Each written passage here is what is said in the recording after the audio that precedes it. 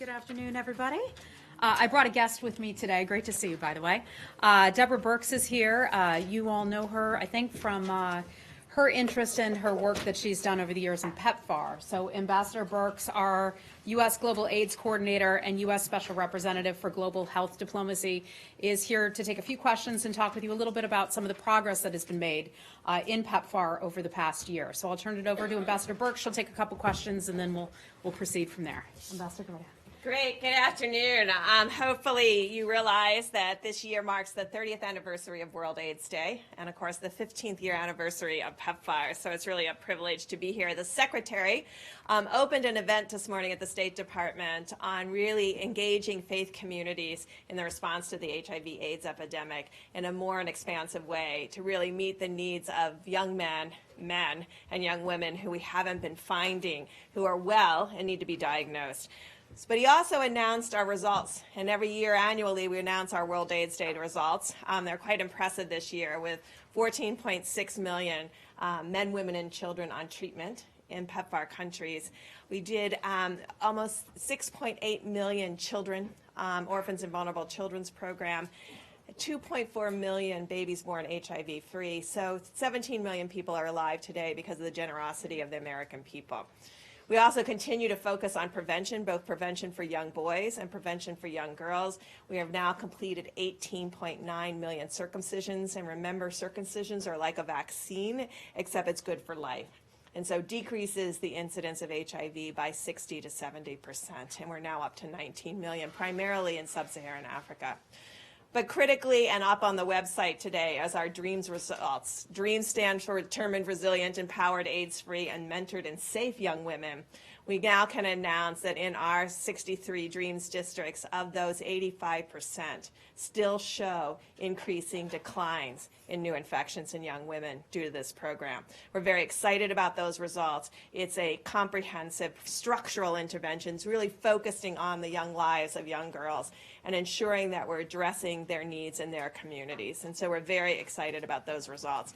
But I think you'll also see that we've shown that in our studies in Ethiopia and now our studies in Nigeria, we've shown that Ethiopia truly is achieving an AIDS control and control of their HIV/AIDS pandemic with significant drops in incidence. And we're very excited about new data that will come out at the beginning of the year from Nigeria, showing their epidemic is not as large as we had once expected, and that people are thriving and staying on their ARVs and are virally suppressed, both thriving for themselves and ensuring that they're not transmitting the viruses to others. So I think we've really been able to show now that country by country, community by community, county by county, there is ability to control this pandemic when you focus resources in an accountable way and really translate the American taxpayer dollars into an effective program that's actively monitored in our way so that we both are constantly improving our performance but also monitoring our results for outcomes and impacts. And so we believe we're really delivering on foreign assistance and for the American people, but also for the continent of Africa, Asia, the Caribbean, and Central America, where we work for PEPFAR programming.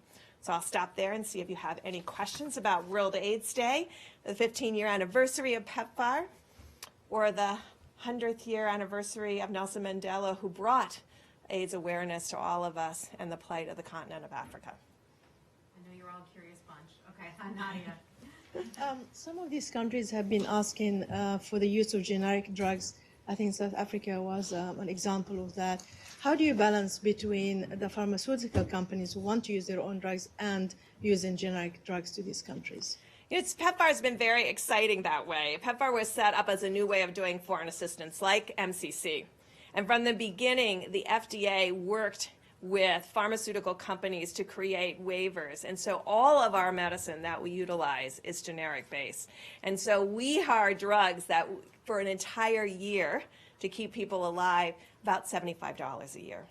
So from the very beginning, PEPFAR through the FDA, quality controlled drugs, but delivered in these resource limited settings at that $75 to $80 per year. Nick Wadhams from Bloomberg.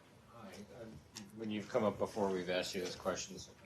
For doing so again, but you herald the success of PEPFAR, but then the administration has called for eliminating funding for some countries. So how do you square those two, both the obvious success of this program and its effectiveness versus the administration's own desire to eliminate funding for several countries. Well, as you notice, we're still in all of the countries fully supported by this administration and fully supported by Congress. And I think the results speak for themselves. Now, I'm very cognizant of the fact that PEPFAR was set up as an emergency. It was set up in order to have an impact where we would be successful and therefore funding would be able to be decreased in the out years. Ethiopia alone has gone from $400 million a year to $100 million a year because of the success of that program. And so now it's us to keep that program sustained at a level that we can maintain our success that we've done in partnership with the country and the communities. So I think it's a really exciting time for us to be able to show that foreign assistance should have a beginning, middle, and end.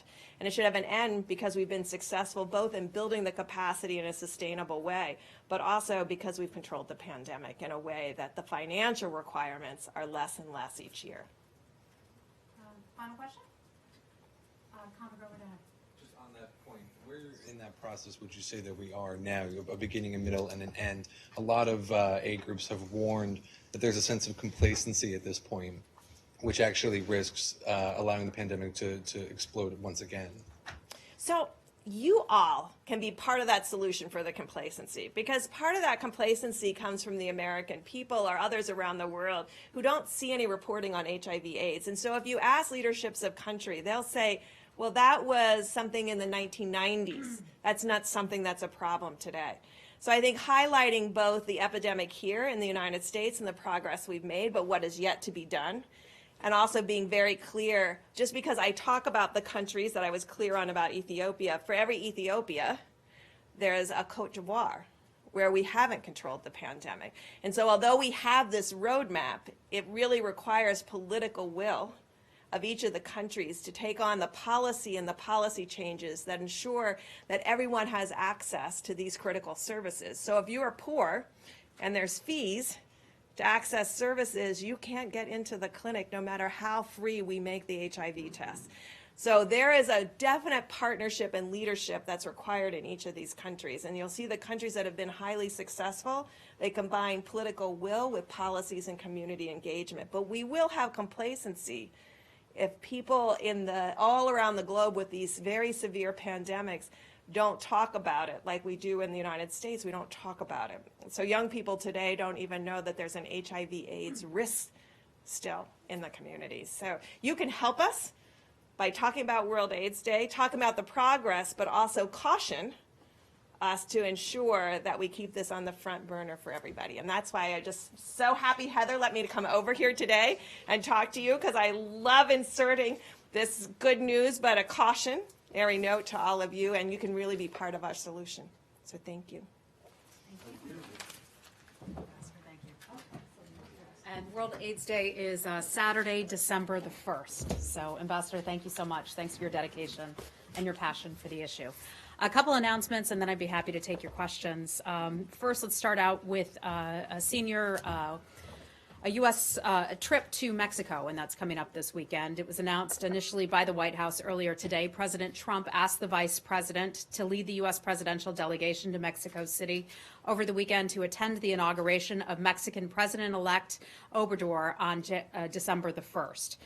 The State Department will participate in these meetings. Our Assistant Secretary for Western Hemisphere, Kim Breyer, will attend, as well as our Chargé d'Affaires in Mexico City, John Creamer. The Vice President will lead the trip. Of course, they will be joining as well with other U.S. officials. The United States enjoys excellent cooperation with Mexico on a broad range of political, security, immigration, and also economic issues. The U.S.-Mexico bilateral relationship is a top priority, and we look forward to maintaining an open dialogue with the incoming Lopez Obrador administration, focusing on advancing our shared priorities that benefit both of our nations. In addition to that, Secretary Pompeo looks forward to welcoming the incoming foreign minister abroad here on Sunday at the State Department. We'll have more details for you in the coming days. Ambassador Bolton said that Secretary Pompeo was flying to Mexico. Yeah, he's flying back from Argentina. He will be here at the State Department. We'll be meeting with him. So He's not going to see the new foreign He's- secretary in Mexico City. he is unable to do that due to his scheduling with the president down at the G20, but he's going to hightail it back here to Washington, and that's where he will meet with the foreign minister. Next, let me talk for a few minutes about the G20 summit in Buenos Aires coming up. Secretary Pompeo will travel to Buenos Aires, Argentina to support President Trump's participation in the G20 Leaders Summit November 30th to December 1st. The president and his team will pursue several administration priorities, including promoting global and domestic economic growth and prosperity, ensuring free, fair, and reciprocal trade and a system of fair economic competition, enhancing cooperation to strengthen financial markets, promoting women's economic empowerment, and increasing access to affordable and reliable energy sources. While at the G20, the president and the delegation will hold bilateral meetings with the president of Argentina, the president of Russia, the prime minister of Japan, the chancellor of Germany, and he will also hold a working dinner with the president of China. Secretary Pompeo will join the president for his meetings. We look forward to seeing you in Buenos Aires. I'll be heading down, I think, tomorrow, and so look forward to seeing some of you down there with us. Next, our Undersecretary for Political Affairs, David Hale, arrived in Geneva today to lead a U.S. delegation attending the Geneva Ministerial Conference on Afghanistan. That's where the international community will review the effort to attain a lasting peace and prosperity for the Afghan people. Just a few hours ago, Undersecretary Hale met with the Afghan President Ashraf Ghani and Chief Executive Dr. Abdullah Abdullah to discuss a wide range of bilateral issues, including government reform efforts, preparations for presidential elections next year, and also the peace process. In Geneva, Undersecretary Hale is joined by our Principal Deputy Assistant Secretary, Alice Wells, Ambassador John Bass, he's our ambassador to Afghanistan, and the international community in reaffirming our support for a future of peace and economic development for the people of Afghanistan. The Geneva Conference serves as an important opportunity for both to review Afghans' progress and to start planning for that future. Finally, something that was important to the Secretary here at the State Department today, and that is an award ceremony that takes place here once a year. It's an incredible day in which the Secretary offers the Department's annual awards this year to 46 State Department colleagues who have personified American resolve and also American goodwill under trying circumstances abroad. Among the 46, I just wanted to highlight a few of the folks who received those awards. Anthony Godfrey received the James Baker III Outstanding Deputy Chief of Mission Award. In 2017, he had taken over as deputy when the Russian Federation ordered that the U.S. mission staff be cut by over 700 positions. There were other colleagues of ours from U.S. mission in Moscow who have also been awarded this similar designations today. In addition to them, Sarah Creedon won the Swanee Hunt Award for advancing women's role in policy formulation. Sarah helped increase female representation at the UN-led Syria negotiations. She's been described as a pillar of our efforts to produce peace and stability and promote women's rights across the Middle East. Next, Brendan Malarkey. He's our Consul General in Havana, Cuba. He received the Barbara M. Watson Award for Consular Excellence. Braden braved months of turmoil that included Hurricane Irma and also consular employees suffering from health attacks in Cuba. As more and more of his colleagues were ordered to leave Cuba, Brendan insisted on staying behind to continue performing his duties. Next, someone that many of you know, my colleague, former colleague, and soon-to-be colleague once again, Mark Stroh. Mark Stroh received the Ryan Crocker Award for Outstanding Leadership for Expeditionary Diplomacy. What does that mean? Well, he was out in Syria for a long time, helping to lead the START team. Those are our teams that facilitate our humanitarian and stabilization responses in Syria. So congratulations to Mark for that. And finally, this is one that I think a lot of my colleagues will really share an interest in. We couldn't do our jobs here at the State Department without our locally employed staff. I think they, in fact, outnumber the number of foreign service and civil servants here at the State Department. These are folks all around the world from those local countries who show up, do their jobs every single day, and some of them in dangerous environments. This year, one of our locally employed staff also earned an award. His name is Hussein Intifaskiwen, and he is receiving the Foreign Service National Award. Secretary Pompeo presented his award to him earlier today for his understanding of violent regions in northern Mali. His work helped combat violent extremism and fight terror groups, including ISIS and al-Qaeda. The 46 award winners today remind us that we ourselves can always do more, we can aim higher, and they remind us of what the United States stands for in every corner of the world. So congratulations to our exceptional team. We couldn't be more proud of the work that you and others do each and every day. And with that, I'd be happy to take your questions. No award for you or your staff? We do have a couple public affairs people who've received awards too, but I wanted to highlight the work of other people. Can I ask you a logistical question Certainly. first, before getting into some policy substance? In Buenos Aires, does the secretary plan to have any separate meetings aside with any meetings aside from those that he goes to with? At this president? time, he will just be accompanying the president on the president's meetings. If anything changes, we'll let you know as the schedule evolves. Okay, and then, just then, again, logistically, on Sunday's meeting he will be the Mexican Foreign Secretary by Sunday. Is that open? Is it here? What's the? It'll be here at the State Department. We'll get you details as we have all of those things ready to. So continuing on the Mexico theme, yesterday, the Mexican government said that it had sent a diplomatic note to you guys asking, or perhaps stronger than asking, for an investigation into the use of tear gas at the border. The American Border Patrol agents firing tear gas into Mexico.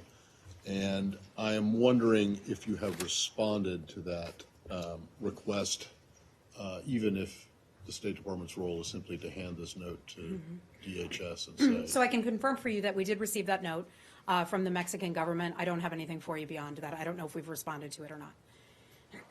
But I imagine this, and among many other things, will be a topic of a conversation when we meet with Mexican officials over the coming days. Hey, Lori.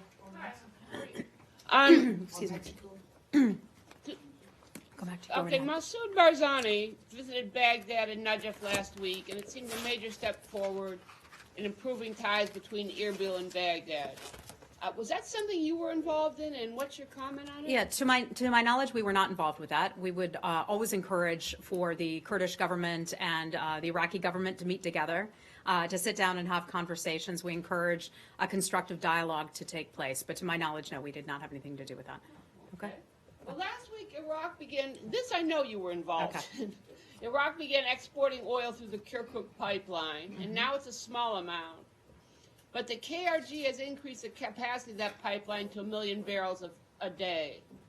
Would you, since it could export 1 million barrels a day, and you've got the sanctions on Iran, and Turkey's a big importer of Iranian oil, would you encourage an increase in the amount of oil that's being exported from Kirkuk through that pipeline? Well, I think Iraq is and could be an even more important player in the global oil markets. So that's one thing, that we will certainly keep an eye on. In terms of the figures and the stats that you just provided right now, that's something we just can't confirm. We can't confirm that, and we'll just refer you to the Iraqi government for that.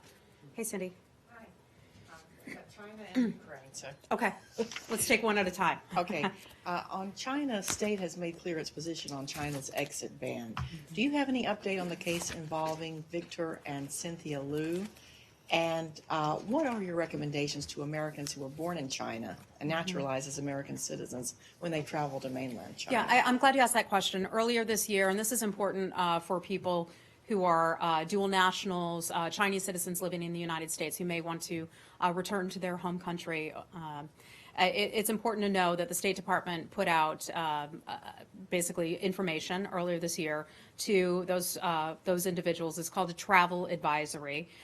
For those who would travel to China, we suggest that they exercised increased caution while traveling to China. China is known for its so-called exit bans, where sometimes the Chinese government will prevent people from exiting the country if they are trying to sometimes get other members of their family into that country. If they're trying to get someone to pay a fine, for example, they may prevent them from entering the country. Those are just a few examples. The specific case that you cite is of 2 American citizens, Victor and Cynthia Liu. I know that the White House has called for their immediate return home. That's something that the State Department is certainly aware of. We've had conversations in more general sense with the Chinese government about cases such as that, and it remains a concern of ours, so we're continuing to watch it. Okay? Hi, Janie. On North Korea, did the United States officially approve the groundbreaking ceremony for the South Korea and North Korea railway connections, or United Nations, they approved, or who approved these, railway connections between South Korea and North Korea? Well, I think that would be up for the North and South to decide and be involved with. In terms of our participation, I'm not aware of any in regard to that. But if I have anything for you on that, I'll let you know. It's the exceptional sanctions of this, like. I'm sorry? The South Korean government. Sanctions. Exceptionally, they're using sanctions for South Korea. There are so many times. Yeah, they I don't use know if the you're exception. referring to UN Security Council sanctions and resolutions under the Security Council or South Korea's own sanctions. I'd have to refer you to the government to answer questions about that. Hey, Barbara. Hi. So senators are saying that Secretary Pompeo, along with Secretary Mattis, are going to be briefing the All-Senate on Saudi policy or Saudi developments tomorrow. One, could you confirm that that is the case, because it hasn't been officially announced to my knowledge? And two, Senator Sanders' bill on asking for a withdrawal of U.S. support for the Yemen war will probably come up for a vote this week or very soon. In March, when it first came up, Secretary Mattis sent a letter urging against support for that, and I'm wondering, given that now that Secretary Mattis and Secretary Pompeo have called for a ceasefire and have stopped the refueling of the aircraft, whether the State Department is taking any position or giving any advice in any way with regards to that bill, and whether that will come up in the briefing that Mr. Pompeo will be giving. Well, I don't know. I don't know if the senators will bring it up. I can confirm that Secretary Pompeo and Secretary Mattis will be on the Hill tomorrow. They will be testifying in a classified setting. It's an all Senate members briefing that will take place at 11 o'clock tomorrow. So I can confirm that that will take place. In terms of legislation that may or may not be developed and addressed and brought forward, I just never would comment on that anyway. So, and I wouldn't get ahead of that either. The State Department hasn't sent any sort of a letter or advice or position to senators on that. Not that I'm aware of, but again, I'm not going to get ahead of the briefing that they hold tomorrow on the Hill. Hey, Nick. Just to go back quickly to G20, is the Secretary planning for the possibility of a meeting with the Crown Prince? No, don't read too much into it. I said to you that the Secretary will be participating in the meetings with the President. We do not have any additional meetings set up. We're not looking to set up any additional meetings at this time. If anything changes, I will let you know. So are you ruling it out? That is not a question that I have asked. I just know we do not have anything on the schedule. The Secretary will be mirroring the President's schedule and looks forward to backing the President at the President's meetings. So ask about Ecuador.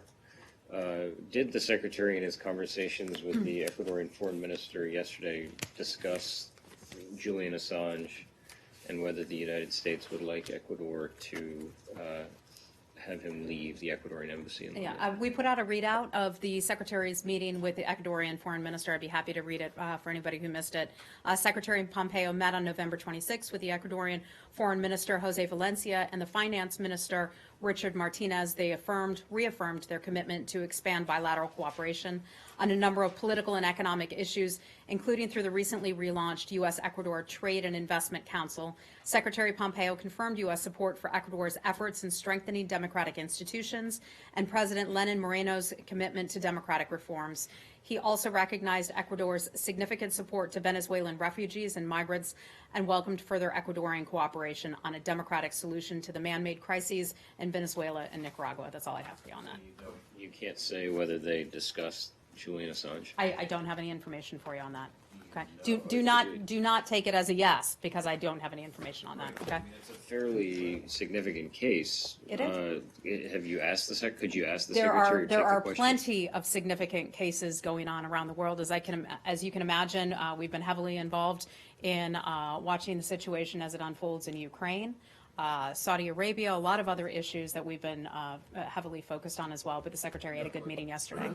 But there's only one country in the world that is housing a person who has been apparently charged by the U.S. Justice Department for publishing classified information, and that would be And that is a Ecuador. very serious matter. I'm just telling you, I don't have any information on that as to whether or not that came up in the meeting. I just read you the readout. I can read it for you once again. Could you No, because it doesn't answer, it does, we don't need you to read it again, but it would be nice if we could find out an answer to the question, because while it is true, there's a lot Matt, going I on will in the certainly world. ask. Some of these would be private diplomatic conversations, which we wouldn't always necessarily read out. Yes, you know that. Okay, I don't have anything more for you on that, so I'm going to move on. Saeed, go right ahead. It's a significant case, and it's jockeying for attention Yeah. with these other things that you mentioned. I Rightfully heard. are important. I take your point. Hi, Saeed. Hi, Heather. Last week, the president met with Secretary Pompeo and National Security Advisor Bolton and his peace team, Greenblatt, Kushner, and Ambassador Friedman. Could you share with us any outcome, any calendar, any timetable as far as the peace plan or the release of this peace plan? Yeah, as soon as it is ready to be presented, they will present it. I know that isn't a very satisfactory answer. A lot of folks, yourself included, have been waiting for that peace plan to be presented, and we will do so just as soon as they're ready to do that. They had a good meeting last week with Mr. Kushner, Mr. Greenblatt. The secretary was there as well. Also, the vice president and Ambassador Bolton. They discussed the president's vision for a comprehensive peace between the Israelis and the Palestinians. We remain committed to sharing our vision for peace with Israel and Palestinians and other regional and international stakeholders. We'll share that information just as soon as we can. Just a quick follow-up on the Palestinian issue. Today, the Israelis issued order for demolishing 16 homes in Shafat. It's a neighborhood in Jerusalem. There's been dozens of arrests of Palestinian officials. In fact, officials that you have trained in security and so on in Jerusalem. Does Israel have a green light, or are you looking the other way while all these things go on? I mean, I don't want to name all the things that happen on a daily basis, but there's, we're seeing a more heavy-handedness, so to speak, in the conduct of the Israeli occupation against Palestinians. And I wonder if you have a comment on that. Yeah, this is what we would typically say about cases of such a nature, and I can't confirm those particular cases, nor can I confirm the individuals that you mentioned that you said were allegedly involved in that. We're not going to be able to respond to every single news report on a very complicated and emotional matter, such a sensitive subject. I know that's not very satisfying to you, but we would encourage both sides to create an environment that's conducive not only to negotiations, but also to a comprehensive and enduring peace. So back to the peace plan, we look forward to presenting that just as soon as we can. Okay, hold on. Go ahead, Nadia. The hearing is classified tomorrow. Do we expect any statement by the secretary after the hearing? We'll see. We're still fully working out our schedule tomorrow, but as of now, the secretary is planning on doing that briefing. What comes after that, we're not sure just yet. Okay, and on Yemen, seems to be a renewed effort to end the war in Yemen.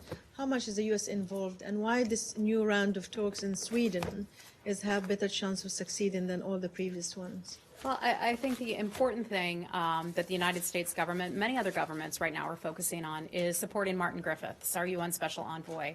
And it is obviously a very difficult and complex and tragic situation that has unfolded for far too long in Yemen. It's something that we care about a lot.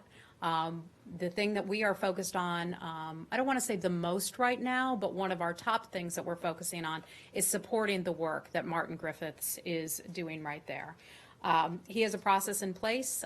We believe that he's making progress. He has some commitments, not only from the Yemeni government, but also from the Houthi rebels to sit down and have conversations, and we think that's a good place to start. Anytime that you can have two sides that have been fighting so fiercely for such a period of time, sit down together is certainly progress. We think that that's critical, and we're focused on that and look forward to bringing you any new information that comes out of that. Okay? Hi, Connor. Last week, the top Republican Democrat on the Foreign Relations Committee sent a letter to the administration triggering an investigation under the Global Magnitsky Act into whether or not the Crown Prince was involved in the murder of Mr. Khashoggi. Have you received that letter and then begun that investigation, or there's a 120-day window? Yeah, I believe that the letter you're referring to was a letter that was sent to the White House. I don't believe that that was sent to the State Department, but I can double check and look into that for you. Okay. Okay. You would be Okay. part of that investigation, though, right?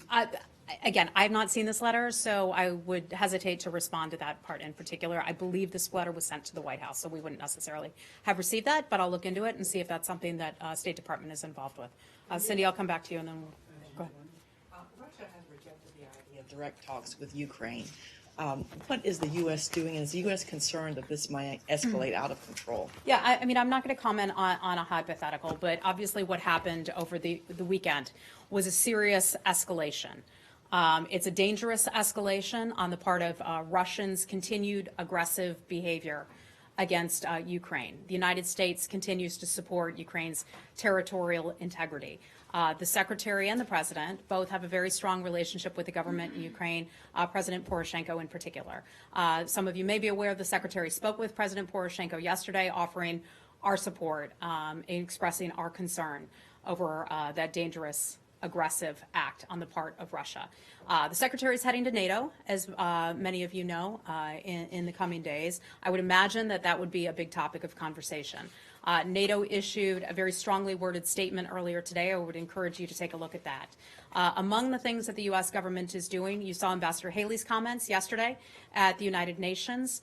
The Secretary then had a call with President Poroshenko. We put out a statement ourselves, and we're continuing to have conversations not only with NATO, but with the OSCE and other multilateral organizations who share our concerns.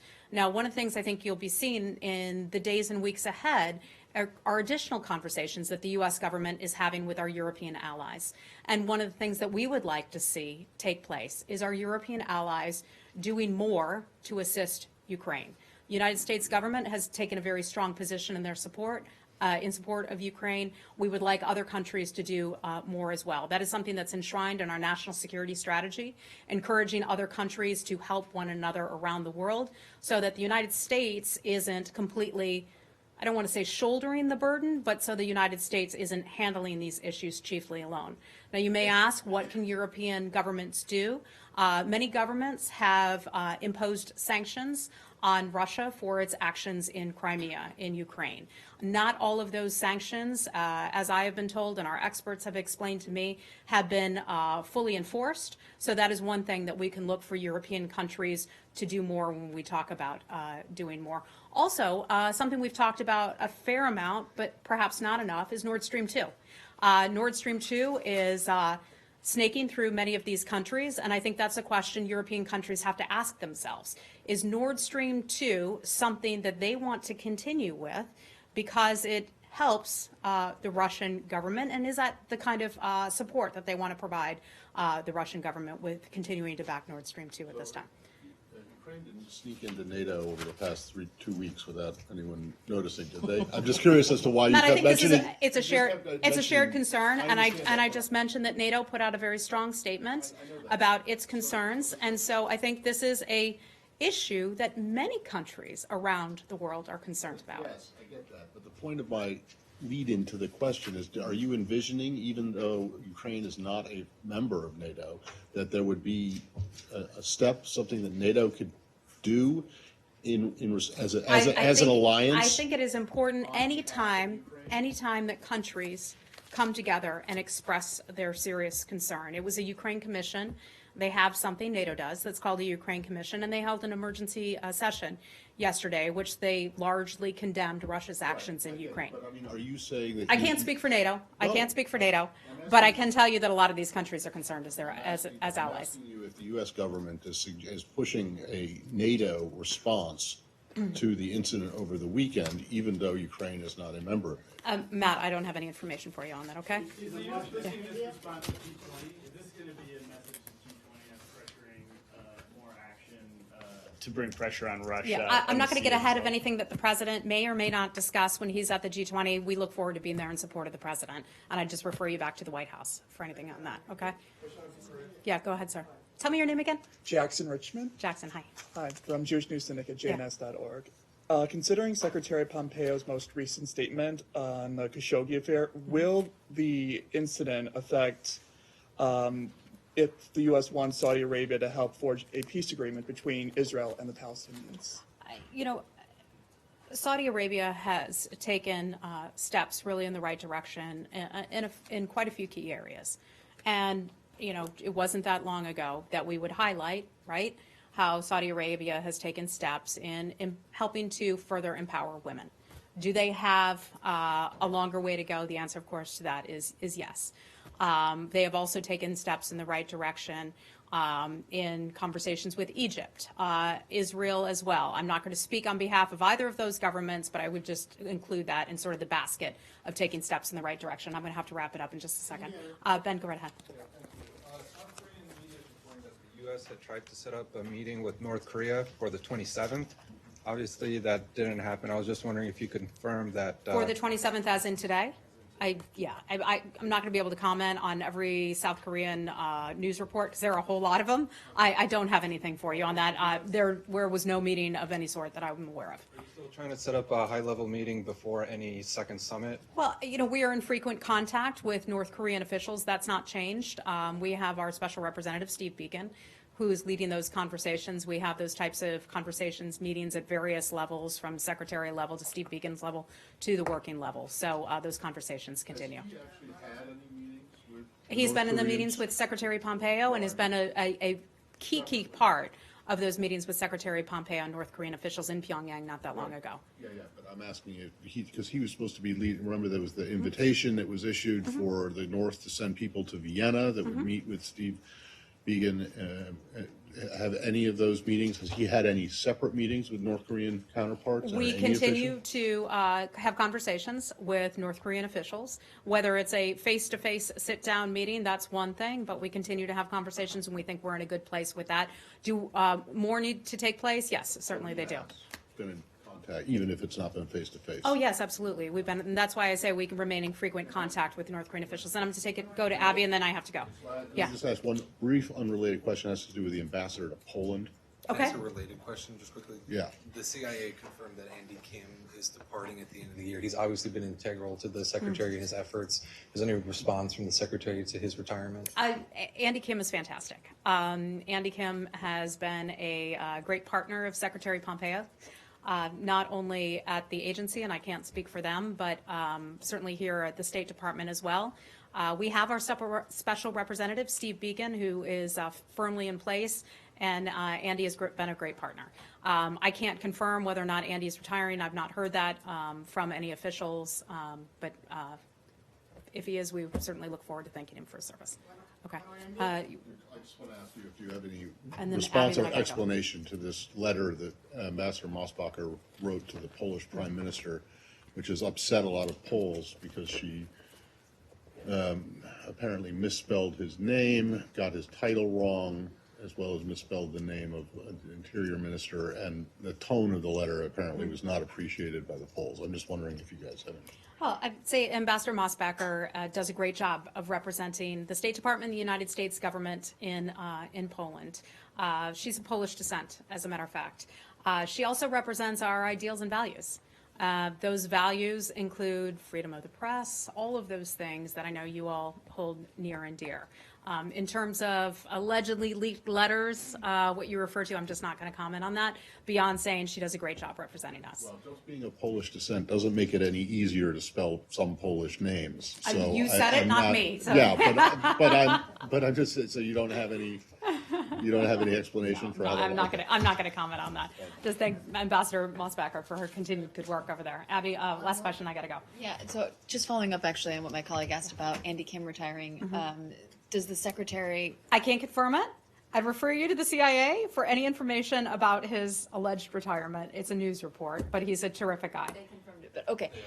They did, okay. But then also on that, there've been a lot of reports, or that there has been some reporting out today going back to this idea of North Korea allowing inspectors in for concessions by the U.S. Have there been any further developments in that or discussions? I'm not aware of any of that, but that's something that the Secretary and Chairman Kim had agreed to and had spoken about when the Secretary was in Pyongyang about a month and a half ago or so. So that's something that they agreed to, and we look forward to Chairman Kim fulfilling his commitments. All right, see you guys. I gotta go. Bye-bye.